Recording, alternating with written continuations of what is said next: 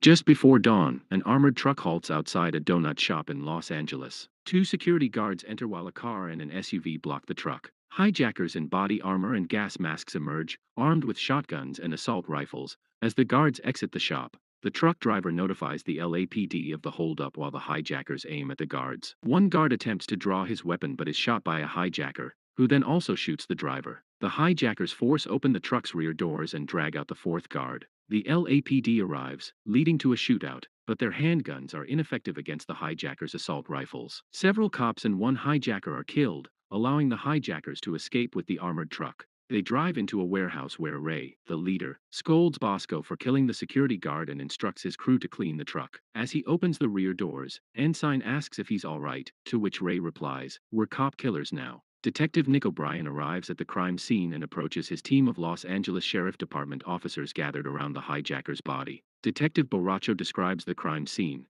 and Nick realizes they are up against skilled thieves who anticipated no air support in that area. Detective Murph informs Nick that the thieves escaped with just an empty armored truck, while Detective Tony Z concludes they must have received a bad tip and messed up the job. Bosco is parked across the street, photographing the detectives at the workshop. He shows Ray the pictures, highlighting Nick as the leader. Ray recognizes Nick and looks him up, noting that he played football at South. Ray informs his crew that Nick heads the Major Crimes Division. Donnie, the getaway driver, glances at Nick's photo and walks away. Nick and his team investigate the case at LASD, concluding it was an inside job since the hijackers were aware of an unscheduled transfer not routed through the usual carrier. They suspect Ray, who was paroled 8 months ago. Donnie works as a bartender at night when a Federal Reserve Bank employee leaves his access card behind. Donnie places it in the cash register and approaches Mac, another member of Ray's crew. He shares a drink with Mac and two friends, Boss and Alexi. Nick sits at the bar, questioning Donnie, who claims the bar is neutral territory open to all. Nick suggests Donnie must have heard some stories there,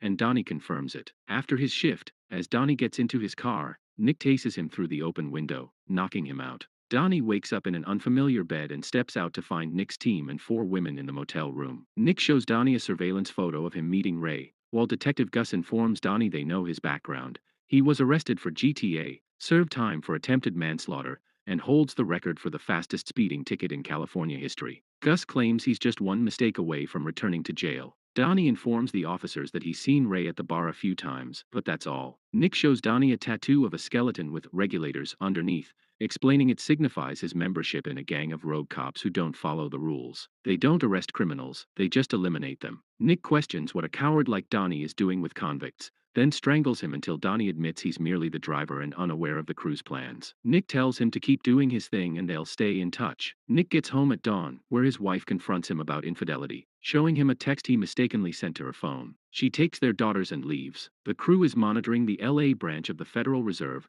with Ray stating it's the only bank never robbed. He details the Fed's tight security, noting 53 break-in attempts have failed to breach the lobby. That's why they plan to rob it. At LASD headquarters, the regulators find that Ray, Ensign, Bosco, and Donnie all served in the Marines. They review unsolved heists and realize there were no complex ones during the decade Ray was imprisoned. Nick tells the regulators that capturing Ray would solve all the unsolved cases. During their lunch break, Nick receives divorce papers. Meanwhile, Ray and his crew are back at the warehouse, where he outlines a day at the bank, focusing on the counting floor. Ray explains that daily, the Fed removes serial numbers of unfit bills from their database between 4 and 5 p.m., shreds them, and the debris is collected by a waste management company for disposal. He mentions that in a room with 100 banknotes, around $30 million is deemed unfit daily. If they can retrieve the unfit bills before shredding, they have $30 million no one is searching for. Donnie gets a job at a Chinese takeaway that regularly serves federal employees. While delivering orders, he enters the Fed with 2 takeout bags. Security grants him access and buzzes him in. He delivers one bag to the cafeteria ladies and hides the other in a ventilation shaft in the bathroom. Later, Ray and his crew dine at a restaurant where regulators also arrive. Nick approaches Ray's table, greeting Donnie,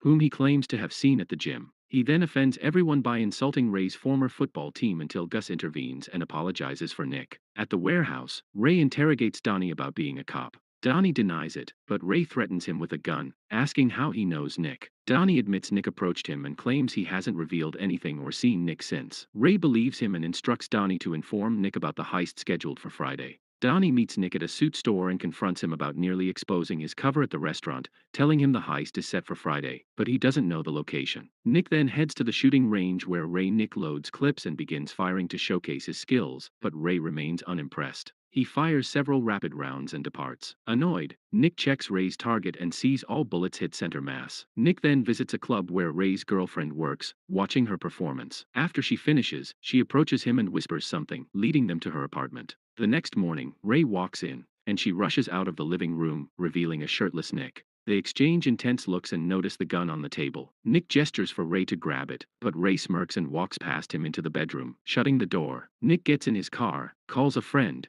and reveals Ray's next heist location, which he learned from Ray's girlfriend in the bathroom. She informs Ray that she followed his instructions. On the day of the heist, the regulators monitor the bank as a van pulls into the parking lot. Ray and his crew exit, wearing bulletproof vests, masks, and armed with assault rifles. They storm the bank, shoot the cameras, and order everyone to the ground. The crew collects cell phones, ties hands with cable ties, and bags heads. Ray commands the bank manager to call 911, demanding $10 million in a helicopter within an hour, threatening to kill a hostage every hour until their demands are met. He warns that no police should approach, or a hostage will die if a negotiator contacts them. The LAPD and FBI arrive with sirens blaring. Inside, the manager opens the vault, and the phone rings. Ray answers on speaker, asking if their demands are being addressed. The LAPD negotiator replies they are working on it, to which Ray responds that they just killed a hostage and hangs up. A hostage is taken to the back, and a gunshot is heard. The negotiator calls the bank again, and the manager answers, stating that the robbers have already killed one hostage and will kill another if he calls before their demands are met. He inquires if they can wait 90 minutes. Ray nods,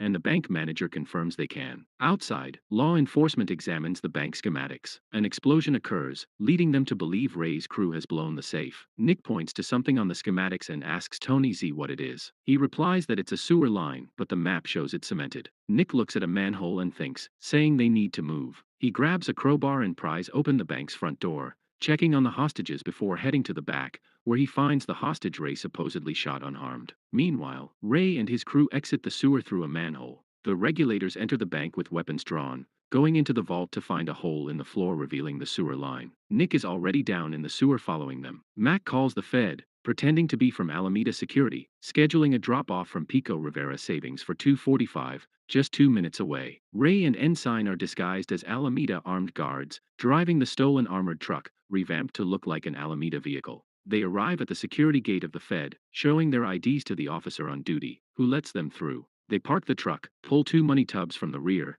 and roll them into the receiving area on the counting floor. The money counters take the tubs into the $100 bill counting room, while Ray and Ensign head to the waiting room, where Bosco is in the utility tunnel beneath the Federal. He gets radio confirmation from Ray that Donnie is in the counting room.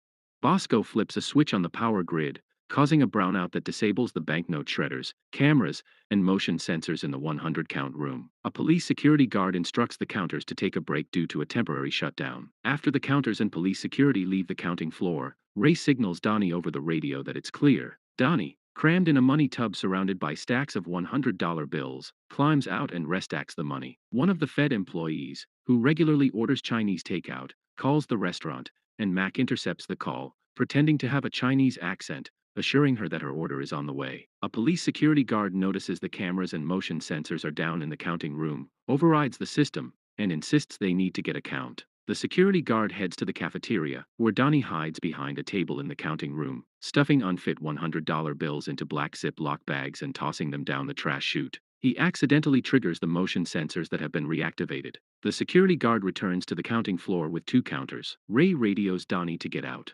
Donnie unscrews an air vent cover, climbs into the shaft, and closes it. Communicating via radios, Donnie informs Ray that he's in the vents, and Ray signals Bosco to restore the power. Everyone resumes their tasks. Donnie jumps out of the ventilation shaft in the bathroom and retrieves the Chinese takeout bag he left there days ago. He uses the access card the Fed employee left at the bar to navigate the building, delivers the old takeout to the disgruntled ladies in the cafeteria, and exits the building. Alexei and Boss are both on refuse removal duty. Driving separate removal trucks for the same company the Fed uses, they stop at an intersection and nod at each other. The counters in the 100 counting room confirm the Alameda count is correct. They roll the empty tubs back to Ray and Ensign. buzzing them out of the waiting room in the Fed's basement. Alexei picks up the garbage with the refuse truck he's driving. Ray and Ensign drive away from the Fed building in the armored truck. Bosco tails a refuse truck and informs Ray of his location. Ray catches up and blocks the truck in front while Bosco does so at the rear. In a suburban area, Bosco runs to the driver's door, points a gun at the driver,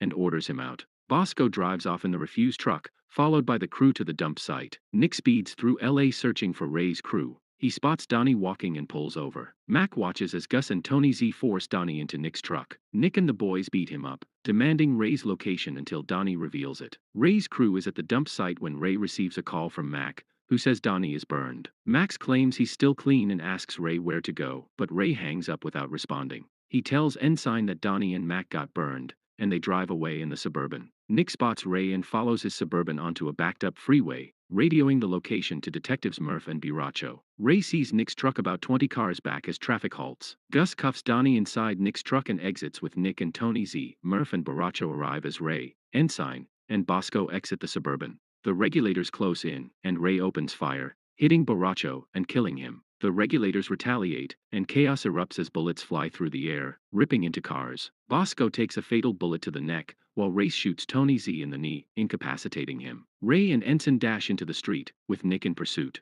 Gus fatally guns down Ensign, and Ray shoots Murph in the arm. Ray flees into an alley, pursued by Nick, who manages to shoot Ray, seriously injuring him. Struggling to reload his gun on the floor, Ray eventually does and gets to his feet, walking toward Nick while shooting at him. Nick reloads and shoots Ray in the chest. Ray ducks behind a car, searching his vest for a magazine, only to realize he's out of ammo. He stands and points his empty gun at Nick, who reluctantly shoots Ray in self-defense, uncertain if Ray's gun is loaded. Nick returns to his car, discovering Donnie has escaped. He and Gus open black bags in the Suburban, finding them filled with shredded bills. Nick heads to the bar where Donnie worked, inquiring about him. The owner reveals Donnie quit 2 days ago. Sitting at the bar, he notices 2 federal employees enter with access cards. Focusing on a photo of a football team on the wall, he spots Donnie, Mac Boss, and Alexei. Exiting the bar, he looks at the Federal Reserve Bank, realizing Donnie was the mastermind all along. Meanwhile, Donnie is bartending in London, sporting a British accent, while Mac Boss and Alexei laugh at the bar. In the final scene, flashbacks show Donnie approaching Ray about the Fed heist and taking money from Ziploc bags, hiding it in tires, and shipping it to Panama.